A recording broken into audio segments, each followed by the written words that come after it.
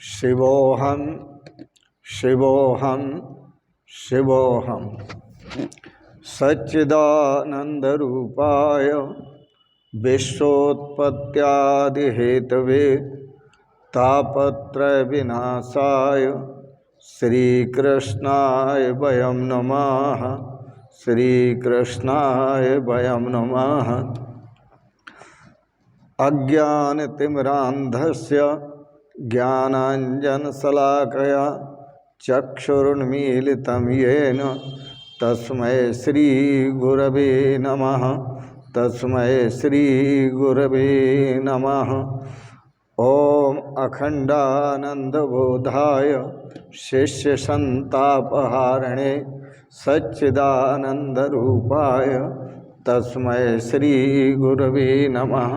तस्मै श्रीगुरवे नमः।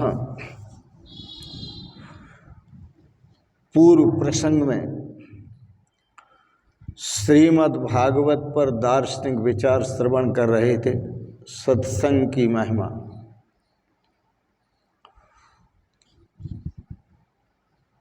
कपिल देवहूति संवाद। भगवान कपिल ने कहा, माता, जिसकी दृष्टि जैसी होती है उसे सृष्टि वैसी दिखाई देती है।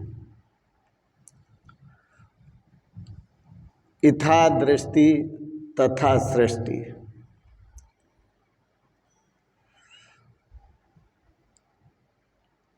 दुर्योधन को पूरे संसार में कोई संत नहीं मिला।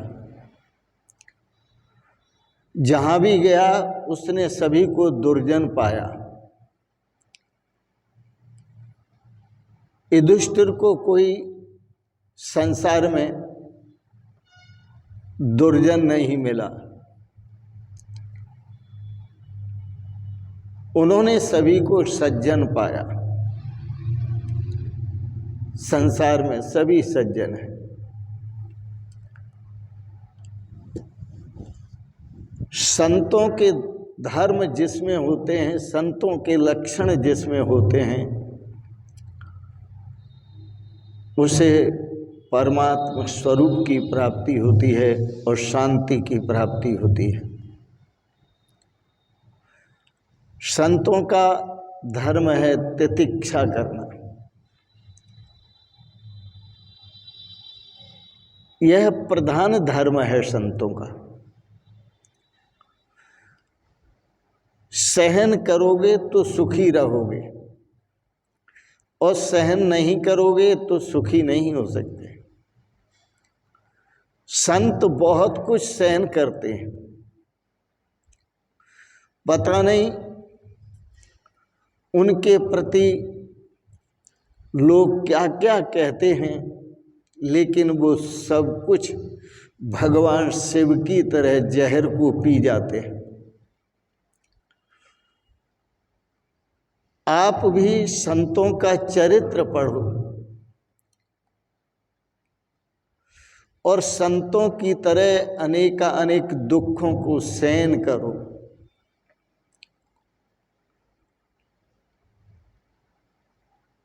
जितने भी दुख आते हैं, अक्सर उन दुखों का संतों पे कोई असर नहीं होता। जो असह दुखों को भी सहन कर ले वही संत है। सहनम सर्व दुखानाम, सभी दुखों का सहन करे।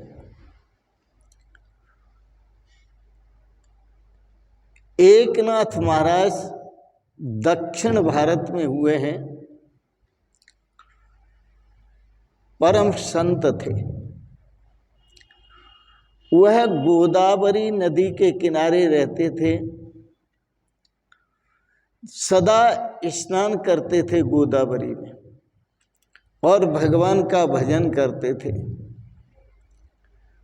यही काम था उनका, स्नान करना और भगवान का भजन करना। जिस रास्ते से वो है गुजरते थे उस रास्ते में एक पठान आकर के बैठ गया।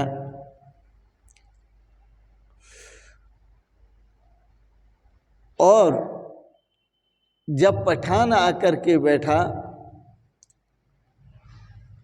वह पठान एकनाथ महाराज को बहुत सताता था, बहुत कुछ कहता था, लेकिन एकनाथ महाराज सब कुछ सहन कर जाते थे, कभी उस पठान को कुछ नहीं कहते थे। उस पठान ने भी संकल्प कर दिया कि ये संत हैं, कभी क्रोधित नहीं होते, मैं इनको क्रोधित करके ही रहूंगा। जो पवित्र ब्राह्मण होते हैं वह क्रोधित नहीं होते, जो पवित्र संत होते हैं, ज्ञानी होते हैं, भक्त होते हैं, वो क्रोधित नहीं होते। आज उस पठान ने ये प्रतिज्ञा कर ली कि इनको मैं क्रोधित करके रहूंगा। एकनाथ महाराज वहां से निकलते हैं, वह पठान रास्ते में बैठा हुआ उनके ऊपर थूक देता है। एकनाथ महाराज गोदावरी नदी में स्नान करते हैं और वापस चले आते हैं। उसके बराबर आते हैं, वह पठान फिर उनके ऊपर थूक देता है, वो फिर स्नान करने चले जाते हैं।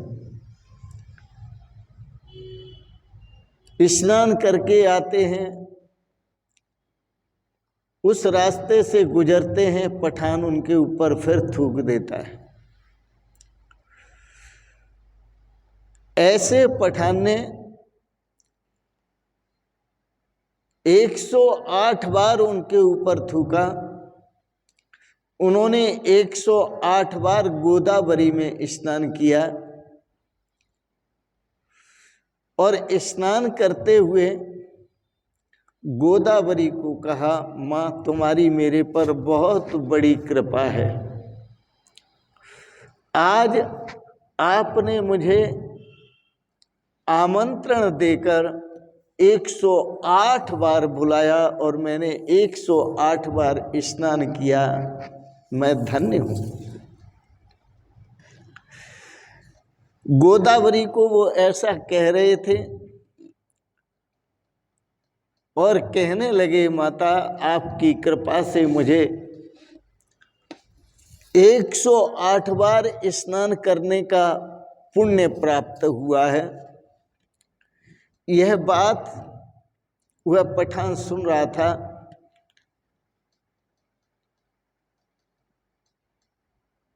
माँ से प्रार्थना करके एकनाथ जी महाराज बाहर निकले। पठान एकनाथ जी महाराज के चरणों में पड़ गया और उसने क्षमा मांगी, क्षमस्व में अपराधम। पठान ने कहा, हे संत महापुरुष, आप मेरे अपराध को क्षमा करें, मैं समझ नहीं पाया कि आप संत हैं कि भगवान हैं।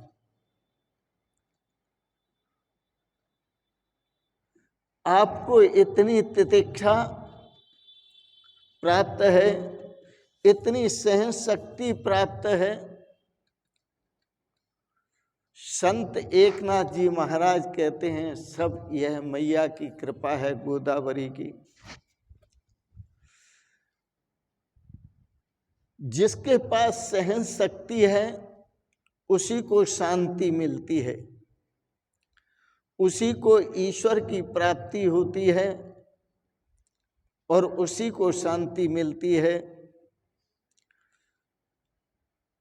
आप चाहते हैं कि जीवन में शांति बनी रहे और भगवत तत्व की प्राप्ति हो, तो सहनशील बने, तितिक्षा धारण करें, संतों के गुण धारण करें।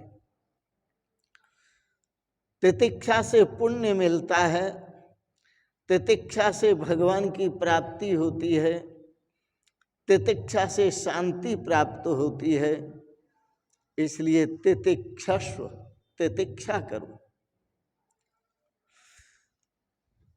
यदि तितिक्षा है तो ईश्वर के साथ आपका संबंध रहेगा, और ईश्वर के साथ संबंध रहेगा तो आपको वहां से सुंदर शांति मिलेगी, शाश्वत शांति का अनुभव होगा। कपिल भगवान कहते हैं, माता, जो बहुत सहन करता है वही संत होता है। जो बहुत सहन करता है, अतिशय सहन करता है, अतिशय विपत्ति में भी जो ईश्वर का ध्यान करता रहता है, अतिशय विपत्ति को सहन करते हुए ये समझता है कि ये भी मेरे ऊपर ईश्वर का अनुग्रह है, ईश्वर की कृपा है, वही तो महान वैष्णव है, वही तो महान संत है, वही तो भगवान का महान भक्त है।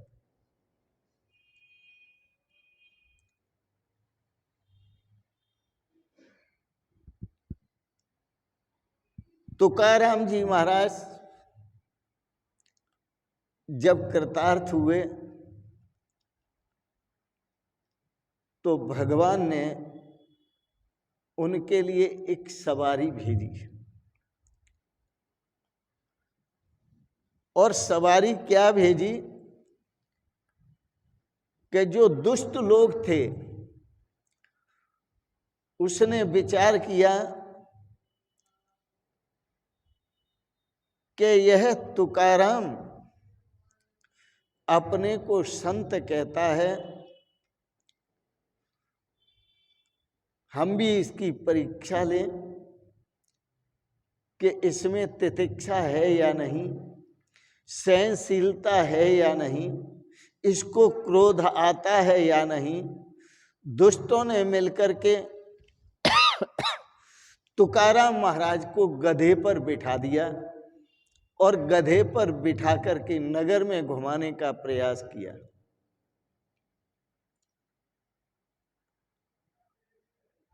यह बात उनकी पत्नी ने सुनी कि तुकाराम महाराज को गधे पर बिठा करके नगर में घुमा रहे हैं। पत्नी पास आई, रोने लगी और आंखों से अश्रुधारा बही, कहने लगी, आज मुझे अच्छा नहीं लग रहा कि आपको गधे पर बिठा करके घुमाया जा रहा है। तुकाराम महाराज बोले, अरे पगली, पागल हो गई है क्या? यह भगवान ने मेरे लिए गरुड़ की सवारी भेजी है, तू देख तो सही। ये गरुड़ भगवान स्वयं मुझे लेने आए हैं और गरुड़ की सवारी भेजी है, मैं गरुड़ की सवारी कर रहा हूं। जब उनकी पत्नी ने गौर से देखा तो वह क्या देखती है कि तुकाराम महाराज गरुड़ पर सवार है। इथा दृष्टि तथा सृष्टि, भगवान के भेजे हुए गरुड़ पर सवार, यह सब कैसे हुआ? यह सब संतों की तितिक्षा का परिणाम है। संतों के गुण अपनाओगे तो भगवान आपको अपनाएंगे, संतों के गुण अपनाओगे तो शांति आपके पास अपने आप आएगी, खोजने की जरूरत नहीं। संतों का पहला लक्षण है तितिक्षा और संतों का दूसरा लक्षण है करुणा। वो सहनशील तो होते ही हैं, तितिक्षा तो करते ही हैं, परंतु करुणावश होकर के संत दूसरे पर दया भी करते हैं, कृपा भी करते हैं। और तीसरा लक्षण है संतों का, सभी देहधारियों में सद्भाव रखना, भगवत भाव रखना, ईश्वर भाव रखना। संत अजात शत्रु होते हैं, वो किसी से बैर भाव नहीं करते। बैर मुक्त होते हैं, शत्रुता मुक्त होते हैं। इसलिए उनको अजात शत्रु का है। अपने आप में वो अत्यंत शांत होते हैं, सरल होते हैं। इसलिए वो स्वभाव से, अपने स्वभावों से और उन लक्षणों से संत होते हैं। यही लक्षण है संतों के।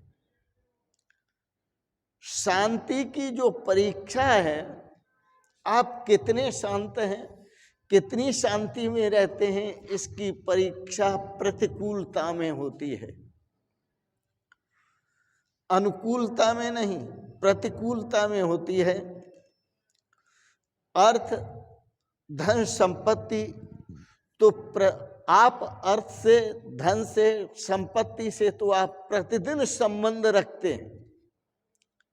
हर समय अर्थ को, संपत्ति को, धन को आप साथ रखते हैं। और आप अपने परिवारी जनों से भी सदा संबंध रखते हैं। किंतु उसके साथ साथ आप परमात्मा से संबंध रखोगे तो आपको परमात्मा भी मिलेंगे, संपत्ति भी मिलेगी और शांति भी मिलेगी।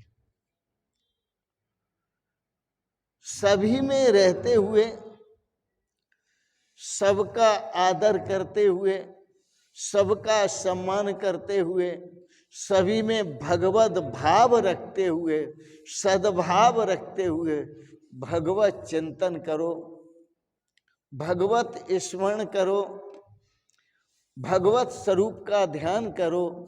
इसी में श्रेय है, इसी में सौभाग्य है, इसी में आनंद है।